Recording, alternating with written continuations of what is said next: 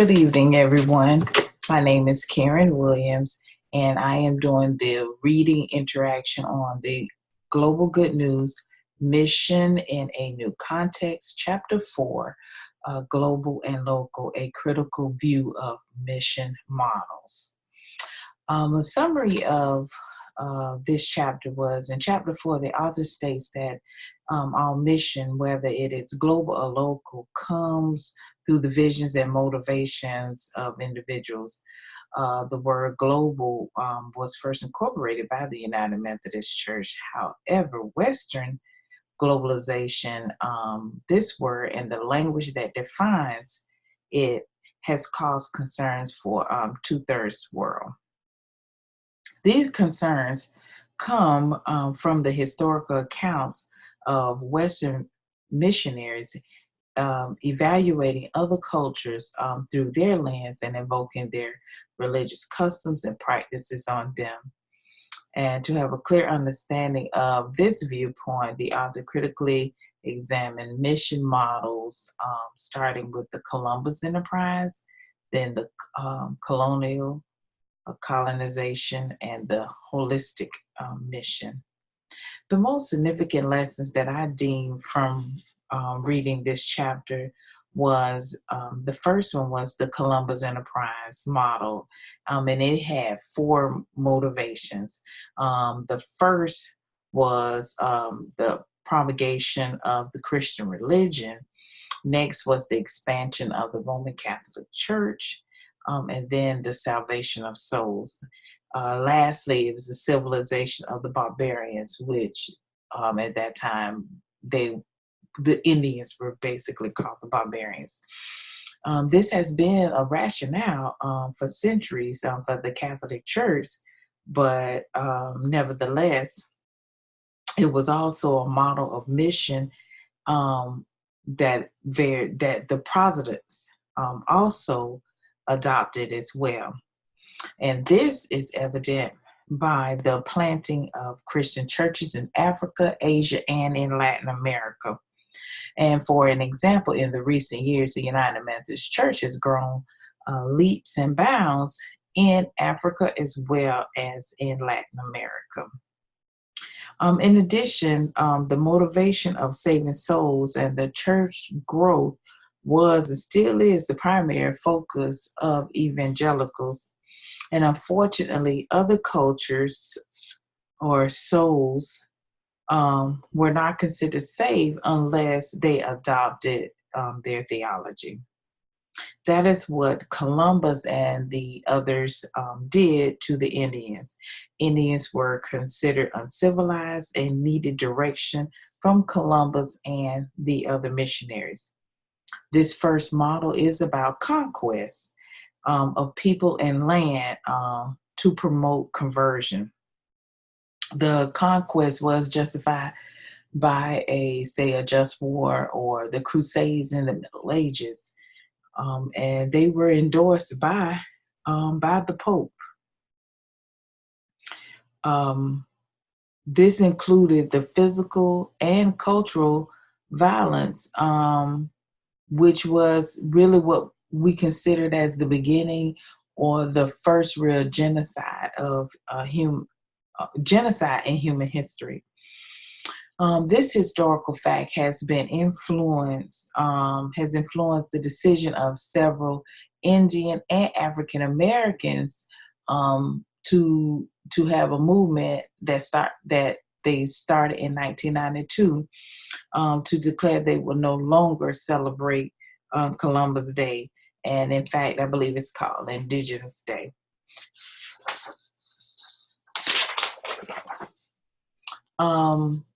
They don't view this action as a discovery. They viewed it as an invasion. And also, per the author, we cannot ignore the central question about global mission, which is how do we deal with that, what they consider other or non-Christians, pagans, unbelievers, the unreached, the unchurched. And that tough question is, how do we treat them? Are they objects? Are they subjects? Are there people to battle? Are there people to embrace? Should they be conquered? Should they be loved and accepted as being partners in God's mission? The author states that Spain, at the time when Columbus um, came to the Americas, they missed this great opportunity to actually live out the singular portion of the gospel that is found in Matthew chapter 13. The next model is the colonization. And I think this term has even become more polarized since the movie Black Panther, when his sister Siri was calling the white FBI agent colonizer. So this term now, and I hear it being used a lot, but the model of colonization, when the missionaries entered in these lands, they brought their culture, their way of living, which included their music, their art, and their traditions, as well as the gospel and the Christian church. They did these things because they had deemed the indigenous people were uncivilized and needed to be saved. Unfortunately, Protestants were not excluded from these types of crusades, and they did not inspire. But however, they did inspire a global strategy. The Protestants did. Lastly, the last significant thing from this chapter, the author talks about a holistic mission. Per the author, holistic mission starts with recovering the fullness of the biblical message about humanity. The Bible has been used to oppress, dehumanize, impoverish, and hurt people. So in order to pivot this conversation and to pivot this reality and to counteract what has been the norm, we have to recover the fullness of the biblical message about humanity.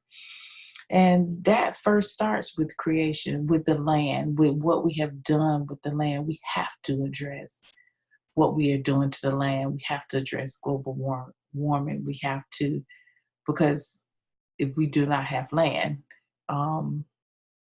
land is key and land is important. What will we do if we do not have land? The next thing is that they did these things. The other holistic mission involves justice and peace, and evangelism that includes speaking truth to power, and addressing social issues. Jesus did it. Paul did it. So this is not, if we get back to the fullness, like they say, the fullness of the Bible and what the true message is, Jesus spoke truth to power. He addressed social issues. Now, some implications for us in ministry is, as missionaries, are we operating under the model of Columbus? If we are, how can we rewrite that narrative while being inclusive? This chapter causes the reader to examine what model they are following. And as pastors, are we preaching the liberating message of life in its fullness?